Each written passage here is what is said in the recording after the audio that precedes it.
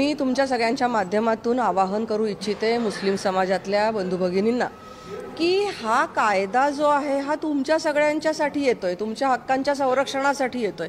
मुस्लिम समाजामध्ये आज 72 प्रकारच्या जाती जमाती आहेत। आता या वक्फ बोर्डावर प्राबल्य कोणाचं आहे? वक्फ बोर्डावर अनेकांचं प्रतिनिधित्व असावं, ओबीसी समाजाचं असावं। आता पसमंदा समाजाचे डॉक्टर फैयाज अहमद फैज JPC मध्ये आले होते, त्यांना हाकलून देण्याची विडा उचलला होता, अनेकांनी त्यांना बोलू दिलं नाही।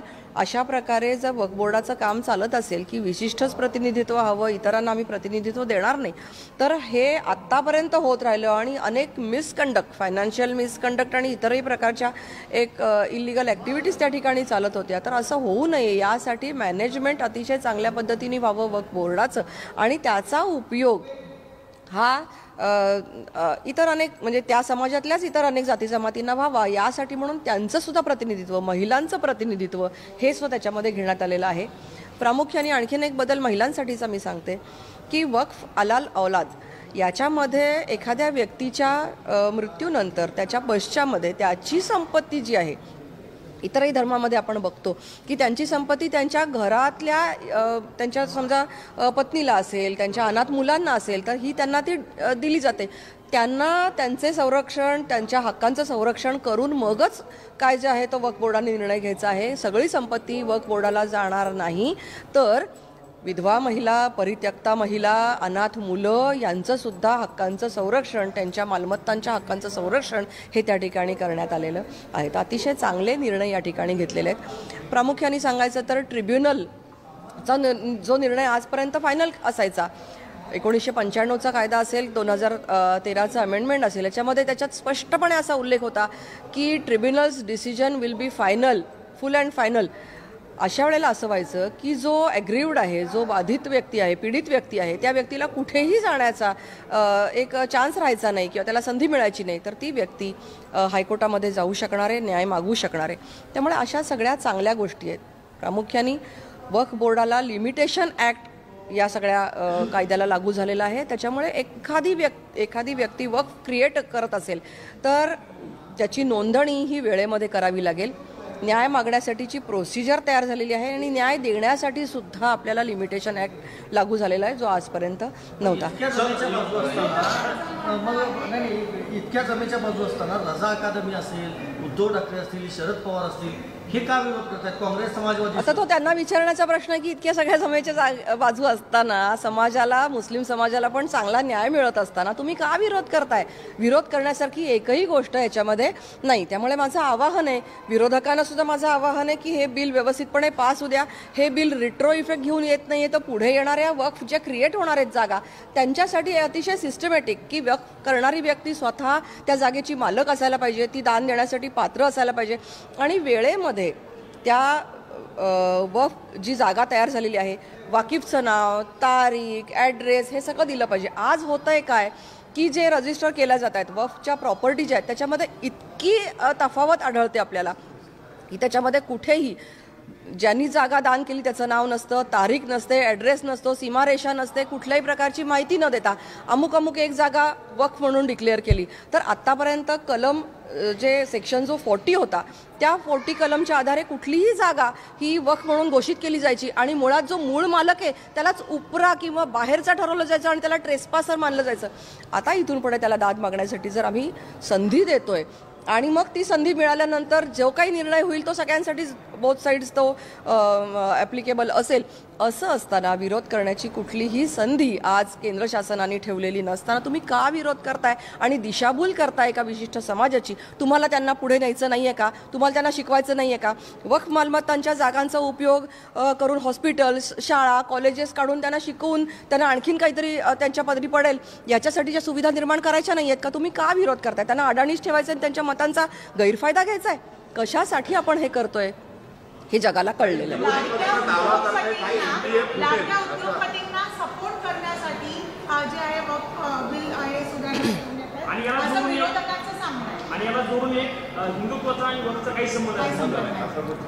बरं नसेल ना, हिंदुत्वाचा नसेल आणि मुस्लिमांचा नसेल, हा लँड इश्यू आहे, हा लँड इश्यू आहे। मग जर सगळे लँड इश्यूज जर सिव्हिल कोर्टामध्ये जातात तर तुम्हाला कोर्टात जायला अडचण काय आहे?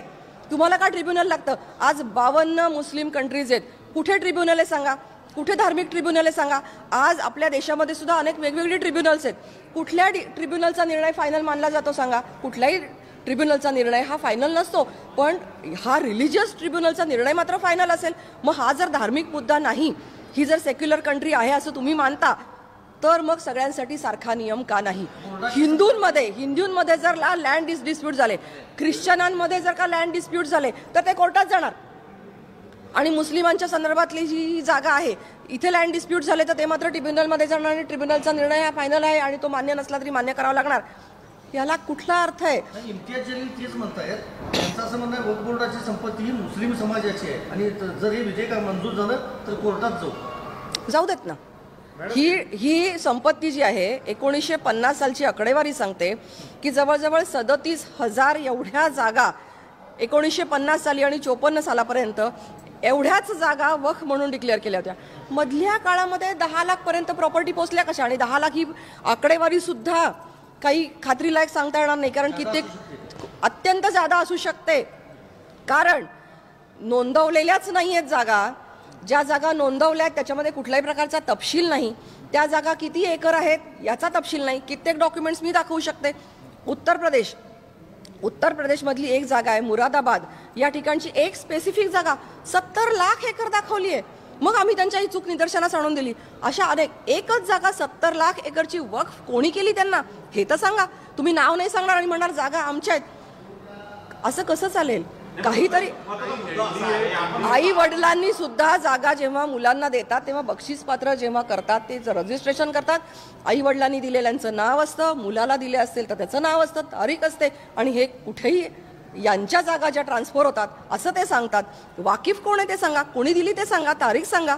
एवढंच आमची अपेक्षा आहे. आपण म्हणता की हिंदुत्व आणि मुस्लिमांचा काही संबंध नाही आहे असं आपण स्पष्ट करताना नाही, तुम्ही असं म्हणालात की समजा राऊत म्हणाले की संबंध नाही, तर समजा नसेल, कुठल्या धर्माचा विषय नसेल जर, तर सगळ्यांनीच आपण कोर्टात जाऊया ना. मग तुम्ही मागणी करा की ट्रिब्युनल रद्द करून टाका आणि कोर्टच फक्त ठेवा.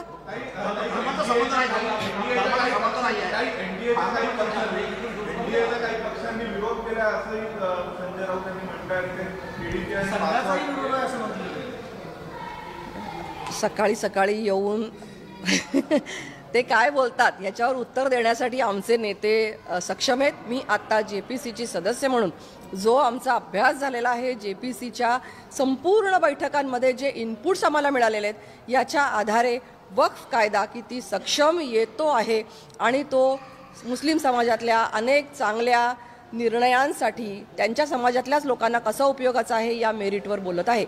मग धर्माचा संबंध नाही आपण स्पष्ट करता. मग यावर देवेंद्र फडणवीस ट्विट करून म्हणतात की बाळासाहेबांचं हिंदुत्व त्याच्या आधारावर तुम्ही पाठिंबा द्यावा. हे काय? आज हा मुद्दा काही मुस्लिम नेत्यांना आवडत नाहीये. त्यांचा अनुनय करणाऱ्या काँग्रेस आणि अन्य काही इंडिया आघाडीच्या लोकांना आवडत नाहीये. कारण की ते विशिष्ट समाजाला आवडत नाहीये. म्हणजे ते ज्यांचा अनुनय करतायत विनाकारण तो मुद्दा लक्षात घेऊन माननीय मुख्यमंत्री बोलले की तुम्ही हा जो अनुनय करताय हे बाळासाहेब ठाकरे साहेबांना आवडलं असतं का? हिंदू हृदय सम्राट ज्यांनी हिंदुत्वाची बाजू धरली, आज तुम्ही दोन्ही पक्ष समोरासमोर जरी धरले, हिंदू एका बाजूला, मुस्लिम एका बाजूला किंवा इतरही अन्य धर्म एका बाजूला, तर सगळ्यांवर होणारा अन्याय दूर करणारा असा हा जर कायदा येतोय तर तुम्ही एका विशिष्ट समाजाला हा कायदा आवडला नाही म्हणून तुम्ही त्यांची बाजू घेता. हे बाळासाहेब ठाकरेंना आवडलं नसतं असा त्याचा अर्थ आहे. त्याचा इथे काही संबंध नाही. मी आत्ता फक्त वक्फ म्हणून बोलायला आले. थँक्यू.